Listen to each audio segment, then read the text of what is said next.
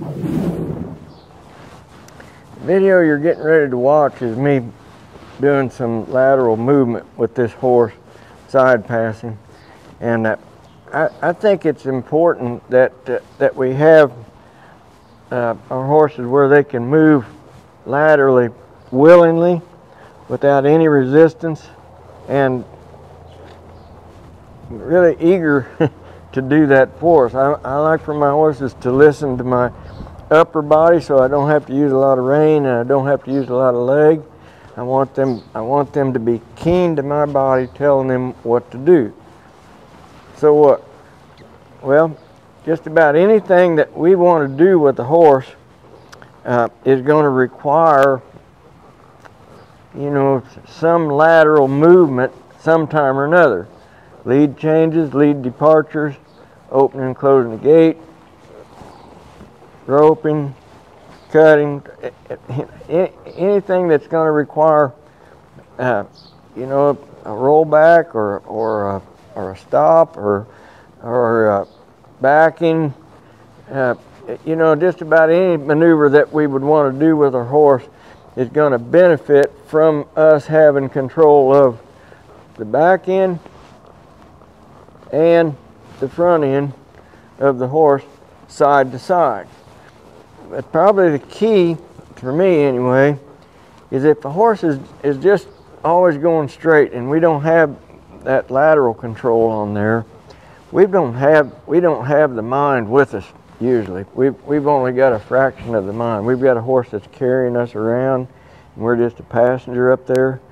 But when we become the leader and we get these horses to where they're not on automatic pilot, so to speak, doing whatever they want to do with us up there on them, but rather they are listening to us, ready to move only the feet that we want them to move, only the body parts that we want them to move at that time, and then they're neutral like he is right there, waiting for the next signal.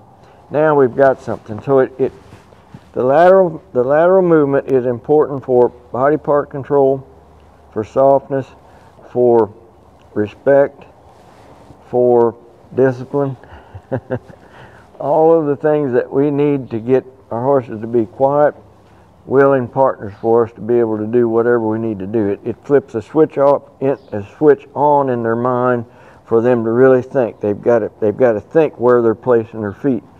And if we can get a horse thinking with their feet, the sky's the limit on what you can do with them. So that's what you're going to see in this film, is how to get this horse really dialed in.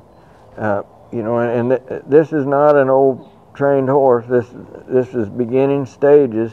He has been ridden, but he has not been schooled on this kind of stuff. So this is new to this horse. So you're going to get to see the process that takes place and how I deal with it, and how I use my hands, how I use this rope, how I use my legs, and you know, there's a lot of information packed in this little short video. Thank you very much.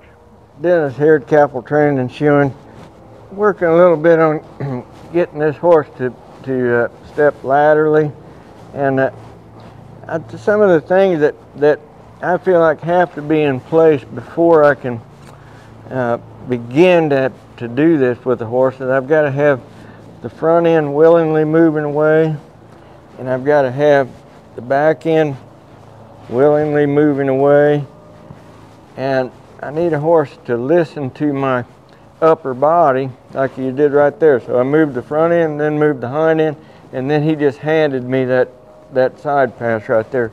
But he's looking back a little bit. I need him to look straight away or a little bit in the direction that we're going, and then when I bring that energy up here on this side, he can step away. I'm just using my hand to keep his head coming straight out of his body. And if I can keep his head coming straight out of his body, then I can better address whichever end that I need him to move. Now, what happened there was when he stepped across that pole, he moved, and I didn't tell him to move. So he said, "I know better than you do. I'm going to just go ahead and take off here and side pass off of this thing." The reason he's doing that is because the pole actually puts pressure onto the horse. This is much the same as when a horse steps into a trailer, or maybe when a horse steps over a ditch. When that thing is directly underneath of them, they don't want to stay there. So that's I want to get my horses comfortable in that spot where they don't want to be, so there's no reason for them to dread it. If I get here and start poking and gouging and trying to get him to do a bunch of stuff, and that thing's already got him uncomfortable, and then whatever I'm going to do is just going to make that thing seem worse to him. But if I can sit here a little bit and help him get comfortable, then when he's obviously comfortable like he is right now, then I can move my upper body, which said, hey, we're going to go to the left. He's feeling my right seat bone on the right side of his spine. He's feeling my left seat bone right in the center of his spine. He just now felt my right leg come closed on the side, calf of my leg about the top of my boot. I'm just barely moving that just a little bit, and he picked up and was getting ready to move his front end over. I let the front end come over. Now I'm going to address the back end, and I'll show you how I address the back end. I'm lifting that brow rein slightly to my right shoulder. Now I've got my right leg on, my left leg is off, and he moved his front end again. So I moved that brow rein further to the right, just a little bit, and I'm still bumping that.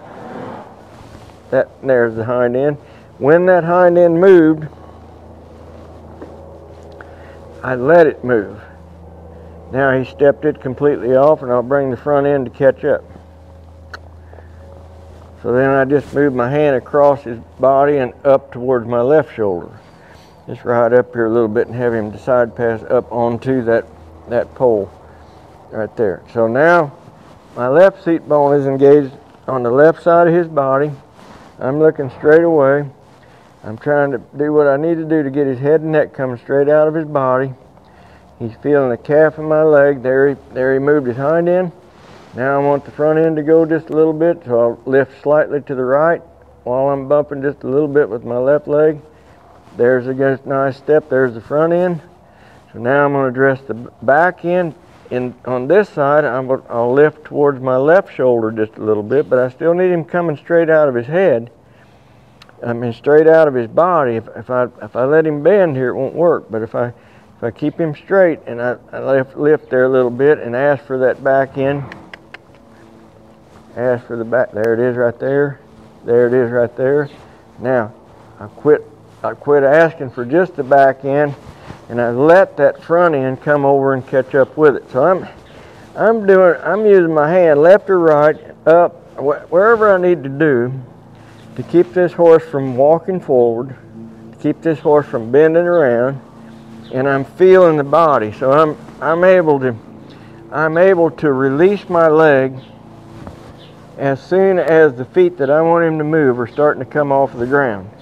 I'm going to come back to the left here just a little bit. I've just picked up slightly. He's off out here somewhere. Now he's straight away. He's off out here. Now he's straight away. Now then I'm sitting there. He's feeling my right seat bone on the right side of his spine. He's feeling my right leg just a little bit. He offered that lateral movement. I'll just go with it. Now his shoulder's leading his hip, so I need to hold the shoulder stationary and bring the hip more. Bring the hip more. There it is right there. Now he's straight on. And then we can come on off. And you know, when they start handing things to you like that real nicely, to me that's a good time to quit. So then I'll just ride on like no big deal.